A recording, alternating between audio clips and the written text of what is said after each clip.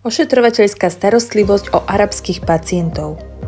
Kľúčové aspekty starostlivosti o arabských pacientov často zahŕňajú dôraz na začleňovanie rodiny, rešpektovanie cudnosti a citlivosť k náboženským praktikám.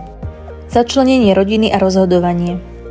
Rodiny často zohrávajú kľúčovú úlohu pri rozhodovaní o zdravotnej starostlivosti. Rodinná jednotka vedená mužom alebo staršími členmi rodiny môže rozhodnutia robiť spolu s pacientom. Členovia rodiny môžu chcieť byť prítomní pri pacientovom lôžku, a to aj počas liečby, pretože sa to považuje za spôsob, ako poskytnúť podporu a útechu. Odporúčanie pre prax.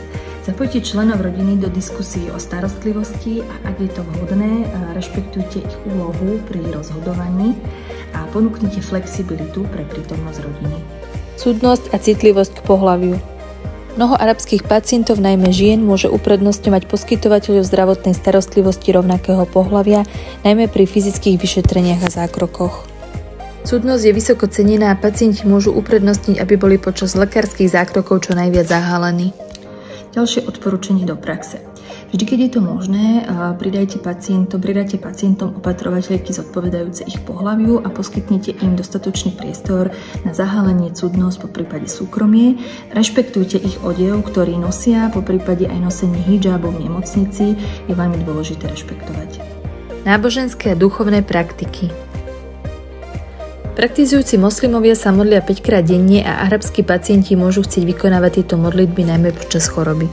Arabskí pacienti musia počas Ramadánu dodržiavať pôst, čo znamená zdržiavať sa jedla, nápojov a liekov do svitu do západu slnka. Odporúčanie do praxe.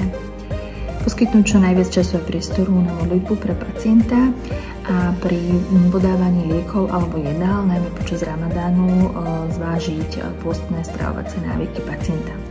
Stravovacie záležitosti. Mnoho arabských pacientov dodržiava halal dietu, ktorá vylučuje bravčové mäso, alkohol a niektoré živočíšne produkty, pokiaľ nie sú rituálne zabité. Niektorí pacienti môžu mať špecifické dietné obmedzenia založené na osobných alebo náboženských presvedčeniach, ako napríklad vyhýbanie sa nehalal mäsovým výrobkom. Usmernenie pre prax. Poradte sa s personálom stravovania ohľadom halal možností a vyhýbajte sa jedlám, ktoré môžu byť kultúrne alebo nábožensky nevhodné. Postoje k bolesti a jej vyjadrovaniu. Prejav bolesti sa môžu u arabských pacientov líšiť. Niektorí môžu otvorene vyjadrovať nepohodlie, zatiaľ čo iní sú zdržanlivejší a bolesť považujú za skúšku viery alebo osobnú výzvu.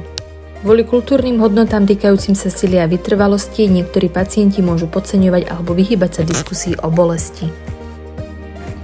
Usmernenie pre prax. Starostlivo posudzujte úroveň bolesti u pacienta a povzbudzujte ich, aby otvorene hovorili o svojej bolesti bez strachu z posudzovania. Komunikačný štýl a jazykové atribúty. Arabskí pacienti preferujú formálnejší komunikačný štýl, pozdravy ako asalom alaikum, mier s vami môžu prejavovať rešpekt a uznanie kultúrnych noriem. Niektorí arabskí pacienti majú obmedzenú znalosť miestneho jazyka a preto sa môžu pri komunikácii spoliehať na tlmočníkov alebo členov rodiny. Odporúčanie do praxe. V prípade potreby využívajte tlmočníkov a buďte trpezliví v komunikácii. Jednoduché pozdravy alebo gestá v arabčine môžu budovať vzťahy a uľahčovať vzájomné interakcie. Koncept zdravia a choroby.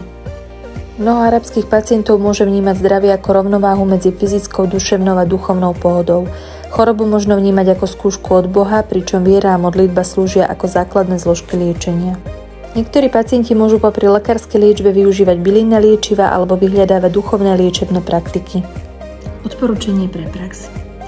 Rešpektujte presvedčenia pacientov a buďte otvorení k diskusii o doplnkových liečebných postupoch, pokiaľ tieto nezasahujú do lekárskej starostlivosti. Paliatívna starostlivosť a smútiace praktiky.